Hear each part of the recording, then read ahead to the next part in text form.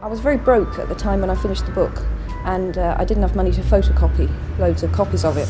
I gave her the infamous advice, really, was that she would never make any money out of children's books, and she should really think about getting a day job as well. In the 1990s, inside a tiny, cold apartment in Edinburgh, a woman sat hunched over a secondhand typewriter.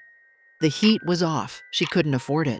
Her baby daughter lay bundled in the corner, fast asleep. She had lost everything: her marriage, her mother, her sense of security. With no job, no money, and nothing left to hold on to, she clung to a story about a boy with a lightning-shaped scar. That woman was Joanne Rowling. The world would soon know her as J.K. Rowling, the mind behind Harry Potter. Anything you couldn't explain? Her books would go on to sell over 450 million copies, spawning blockbuster films and a billion-dollar empire. But before the success, there was failure. Before the magic, there was misery. So how did a struggling single mother create one of the greatest literary worlds of all time? And how did she bring Hogwarts to life while battling her own demons? Every great story has an origin, a spark that sets everything in motion. For Joanne Rowling, that spark ignited when she was just 9 years old, and it all started with a rabbit. She had always been a curious, imaginative child, growing up in a cozy home with her parents and younger sister Diane. Their house wasn't grand, but it was filled with something far more valuable: books, stacks of them, lining the walls, piled on tables, tucked under beds. Her mother, Anne, a laboratory technician, loved to read and made sure her daughters did too. At night, Joanne's father, James, a factory manager, would gather them around and read The Wind in the Willows. The way he brought the characters to life, the rhythm of his voice, it was like stepping into another world. Joanne was hooked, but she didn't just want to read stories. She wanted to create them. Her parents encouraged her creative side totally. One day, she picked up a pencil and wrote her very first book, a whimsical tale about a rabbit and its adventures. She even drew illustrations to go along with it, carefully sketching out each scene with a child's eager hand. And then, the moment of truth. She showed it to her mother. Anne's reaction changed everything.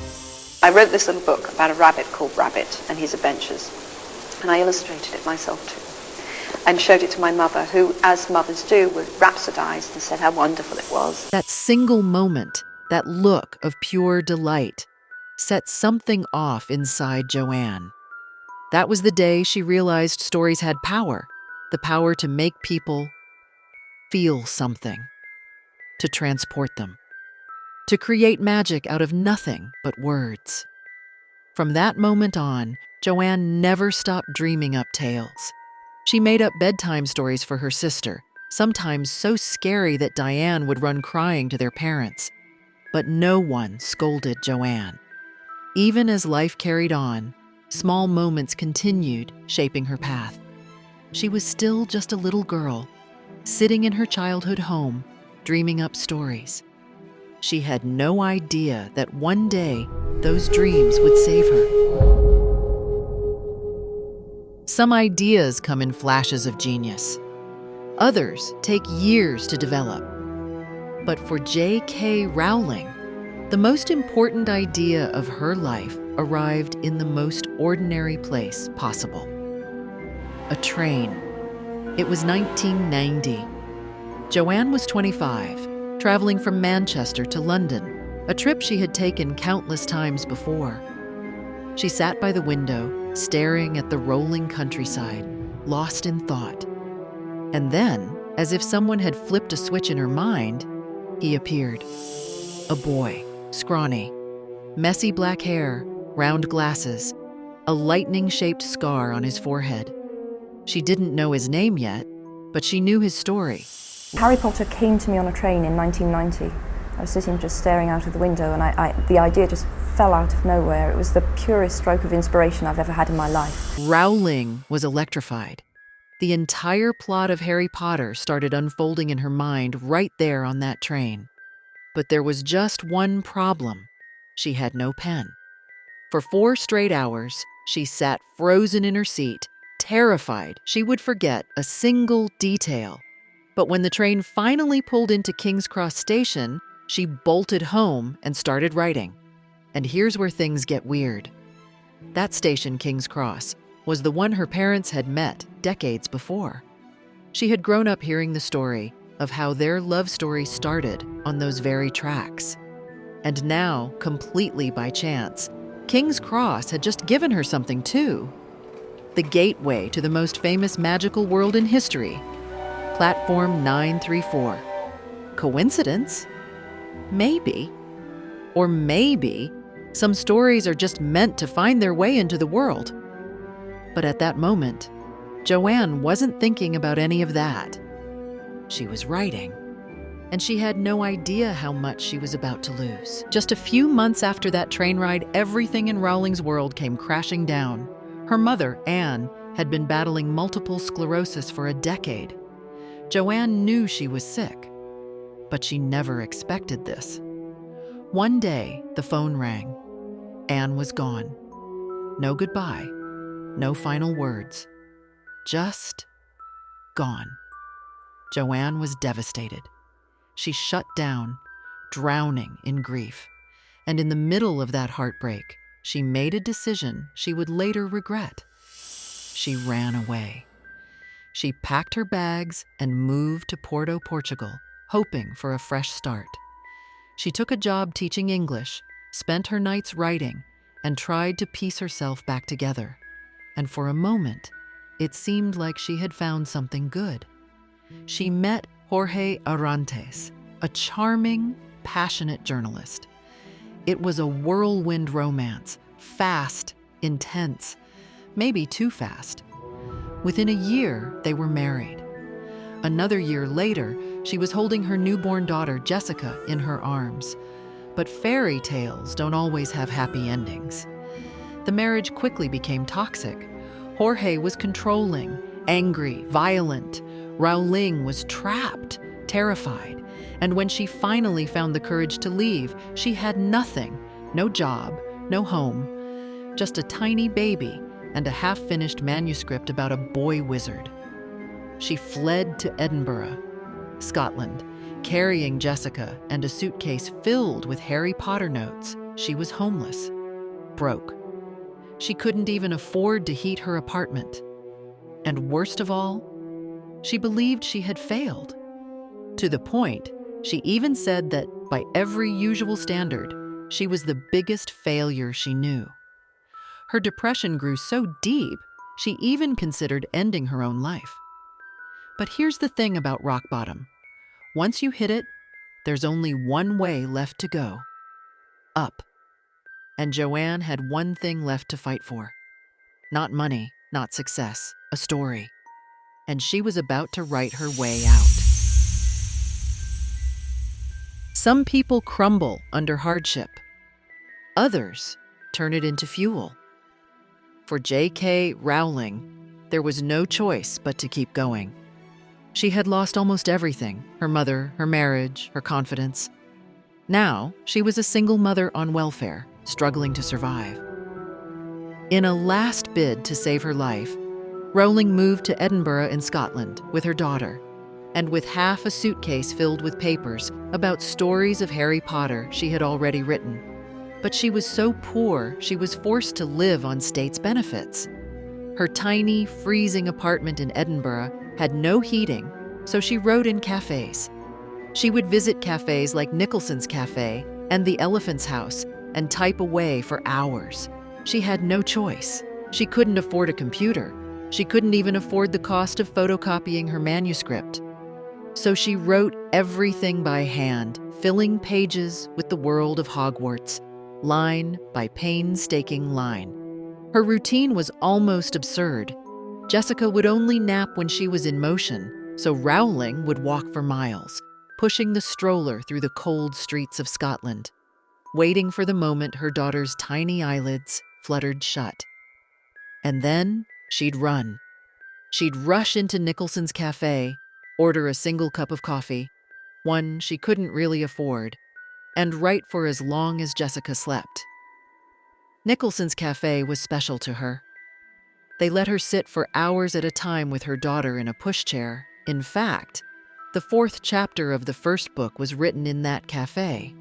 She was determined to finish the book so much that she even wrote on napkins in the cafes. Back at home, she would wait until deep in the night, when her daughter was asleep, to begin writing again. It was a very slow and arduous process. Her struggles bled into the pages. The suffocating weight of her depression became dementors, creatures that drained the joy from their victims. Her longing for a place to belong became Hogwarts, a home for the lost and forgotten. For 5 long years, she wrote and revised, pouring everything she had into the manuscript. And finally, she had it, a finished book. But if she thought writing it was the hardest part, she was about to face something even more brutal: rejection. Rowling was broke. Too broke to even afford photocopies of her own work, so she relentlessly typed it out manually. Then, she did something incredibly smart. She went to a local library, found a book on authors, and made a long list of every literary agent she could find. She started sending her manuscript out, one by one. Surely, someone would see the magic, right? Wrong. Rejection after rejection poured in. 12 publishers turned her down. Each rejection felt like a punch to the gut, a confirmation of every doubt she had ever whispered to herself during those long, cold nights. One publisher kept her waiting for over an entire year, only to tell her no. At this point, anyone else might have given up. But Rowling wasn't done yet. Then, one day, the call came. Christopher Little, a little-known literary agent in London, had read her manuscript. He saw something special and agreed to publish 500 copies of her book in 1996. He paid her £2,500 in advance, becoming the first person in the publishing world to believe in her. But her blessings were only just beginning. Her second big break came with a grant she won from the Scottish Art Council. They awarded her an £8,000 grant, which was quite a large fortune to her. She was so happy because the grant meant she could afford to teach part-time and begin work on book 2. Then the biggest twist came.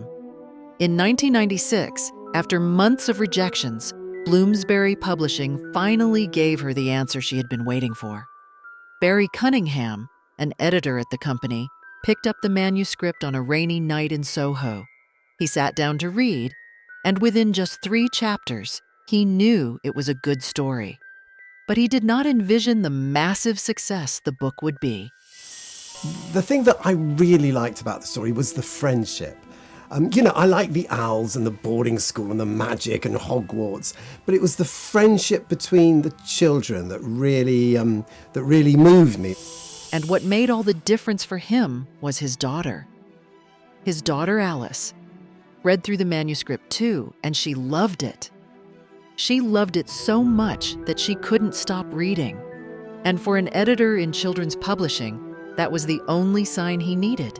The very next morning, Cunningham made the call that would change Rowling's life forever. She thought it was a joke. She could hardly believe it. But when Cunningham invited her to London, she said yes immediately. Finally, she had a publisher who wanted to work with her. But there was just one catch. Right before the book's release, Bloomsbury suggested a name change. Joanne Rowling didn't have the mystique they were looking for. They wanted something more ambiguous, something that wouldn't immediately reveal she was a woman, since they believed boys might be less likely to pick up a book written by one. Rowling, desperate to see her story in print, agreed. She took the initials J.K., borrowing the K from her grandmother's name, Kathleen. And then the real magic began. When Harry Potter and the Philosopher's Stone hit the shelves, it soared. Within months, it had captured the imagination of children across the UK. Then, America came calling, and Scholastic bought the US rights for a jaw-dropping six-figure sum.